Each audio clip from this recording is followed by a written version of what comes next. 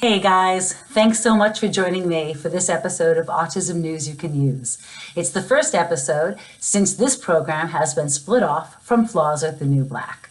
And I did that because this topic has so much that can be shared. There's so much information that people should receive, and it's worthy of its own program. There was really no space to keep mixing it up with the other. So this is the first episode. I'm really thrilled you can join me. And I'm really thrilled about today's topic. It's one of my favorite topics. It's sex. Dr. Susan Westheimer. No, I'm only kidding. Anybody else remember Dr. Ruth Westheimer? Yeah, okay. Not sex in a bad way, but it's about sexuality on the spectrum. Yes. And I think you'll find it very interesting. I know I found it eye-opening. But before I get started, I want to say thank you for joining me. And all of you who are new, hi. My name is Susan McCorkindale. I'm a mom, an author, an autism advocate. I have two sons, the eldest of whom has high-functioning autism. What I share here on Autism News You Can Use is information I have obtained from all manner of nonprofits and research institutes that have to do with autism. And the reason I set out to create this channel is because I was tired of Googling everything under the sun to try to find help for my kid. It's always like trying to find a needle in a haystack. And I thought, well, I've done all this work and I continue to do all this work. Why don't I just make it available for other people, other moms and dads who need it? So that's where the impetus for this program came from. So I'm not an autism specialist or therapist or teacher of any kind. I'm just a mom. I'm just trying to navigate this world of autism for my son and for your kids so that you don't have to do this all by yourself. So that's me, and I'm really happy to meet you. Thanks for being here. So Sexuality on the Spectrum. The Organization for Autism Research, which is OAR, but is online as Autism Research? No, researchautism.org. It's a terrific organization. Get out there to autismresearch.org and take a look at everything they offer. They have employment links. They have links to scholarships for students on the spectrum. You can't even believe it. But they did this webinar recently with Dr. Peter Gebhardt and a writer and speaker named Amy Gravino. And Amy is on the spectrum. So it was really cool and really interesting to hear the things that she had to say about sex. So it was just like a week ago that they did this thing. And it was an eye-opener, as I said, because what they said is, anything, any type of sexual behavior or interest that you see in a neurotypical adult, you should expect to see in those on the spectrum, which was an eye-opener for me because I was a little like, wow, you're kidding, Like, for instance, at 8 or 9 years old, when you should be talking with your child initially about sex, even if they're not asking about it, crazy as it is, you just got to bring it up.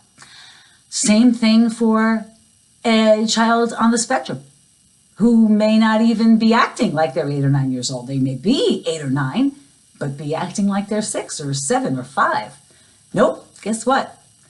Their point is you need to bring it up sooner than later and consistently, because it will come up. They are not different from their neurotypical peers in their interest in sex.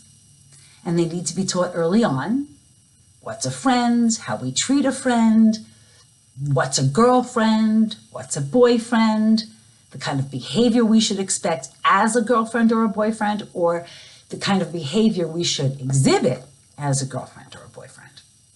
They talk also about the importance of teaching our kids, our ASD kids, the right, proper, clear terms for things. So don't say tinkle if you mean to say vagina. Don't say pee-pee if you mean to say penis. And if you're going to say, do you need to use the bathroom? That's very clear. That's good. You can also say, do you need to urinate? Do you need to move your bowels? Part of this goes right to the fact that the ASD kids are very black and white.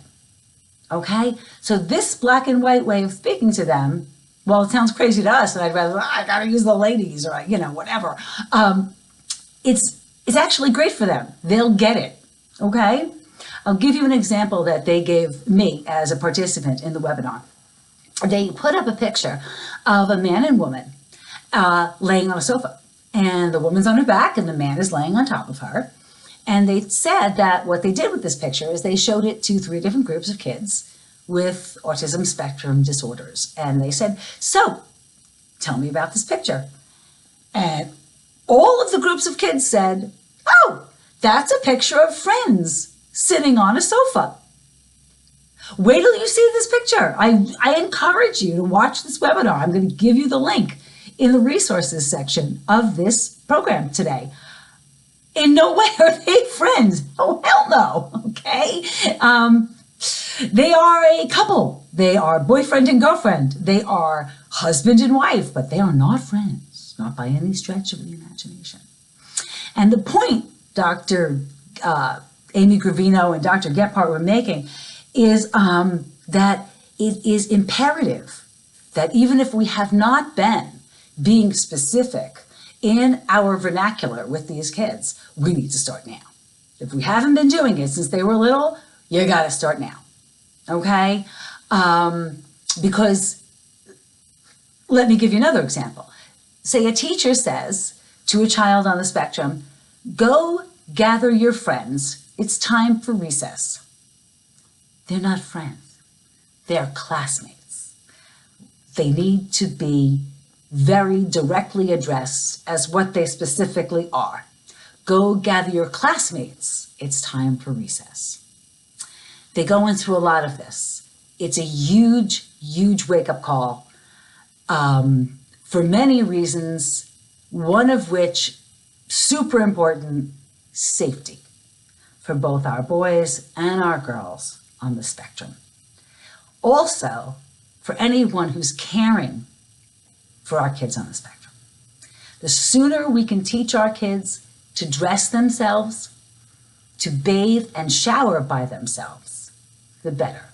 The safer for them, that they don't need anybody in there helping them get dressed or take a shower. Better for them and better for the person who might be helping them. It's a safety issue, okay? It's hugely important. I encourage you to watch the webinar.